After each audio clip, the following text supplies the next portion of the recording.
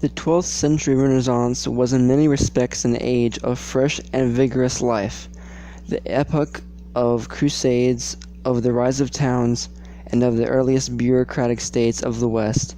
It saw the culmination of Romanesque art and the beginnings of the Gothic, the emergence of the vernacular literatures, the revival of the Latin classics and of Latin poetry and Roman law, the recovery of the Greek science with its Arabic additions, and of much of Greek philosophy, and the origin of the first European universities. The 12th century left its signature on higher education with scholastic philosophy, on European systems of law, on architecture and sculpture, on the liturgical drama, on Latin and vernacular poetry. In the 12th century, science was not exactly at its best. The world had fallen into illiteracy, so books and their knowledge fell lower and lower as the years passed, and medicine was just about in the same place. Okay, so what is this? It's a book full of witchcraft. Is it dry? Yes. Burn it. Okay.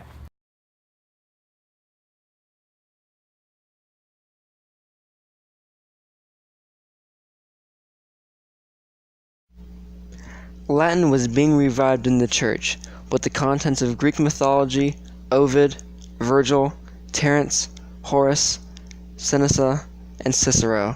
However, there was a religious opposition to the pagan literature. Johannes de Gratiae Rex Angoli, Thomas Helrani, Dux Normandy. Hello, my friend. Hello, my friend. How are you? I'm good. What are you doing? I'm learning Latin. I don't speak whatever that is. No matter that. Servant can get me a drink. What would you like? A Martinez. Had I Harry Potter spell or drink? Never mind that. Okay.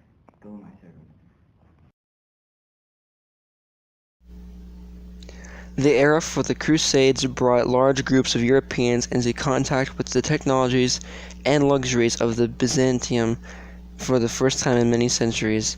The Crusaders returning to Europe brought numerous small luxuries and souvenirs with them, stimulating a new appetite for trade, carried out by both the Hanseatic League via the Black Sea routes, as well as rising Italian maritime powers such as Genoa and Venice. The Roman law was somewhat revived in the 12th century Renaissance to bring order to the age, but it was greatly abused. It was also overly harsh because the authority feared the poor because of their sheer number. The investigative system was also very flawed. Here are a few examples. Trial by combat, which involved two members fighting each other to the death.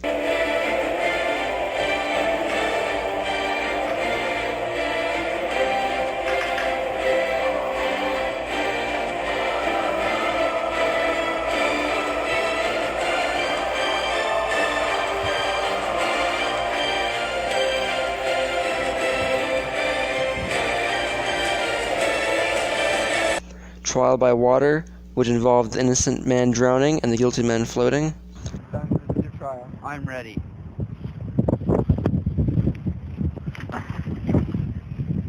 And trial by fire, which involved a man carrying a burning iron in his hands for 3 paces, and if he was killed in 3 days, he was innocent, and if not, he was guilty.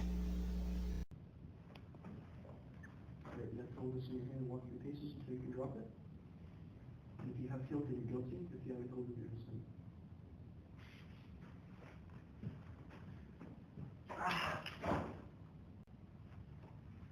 You're guilty.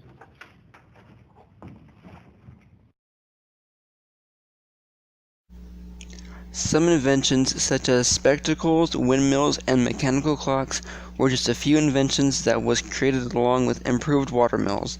The dry mariner's compass consists of 2 elements: a freely pivoting needle on which a pin enclosed in a little box with a glass cover, and a wind rose, whereby the wind rose or compass card is attached to a magnetized needle in such a manner that when placed on a pivot in a box fastened in line with the keel of the ship, the card would turn as the ship changed direction, indicating always what course the ship was on. Where are we going, Captain? North.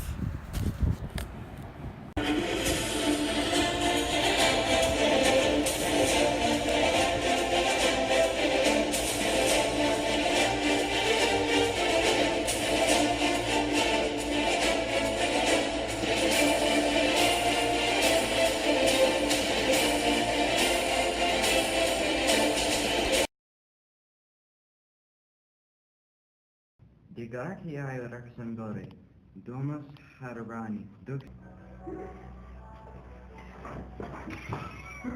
Peasant. I don't know who you have.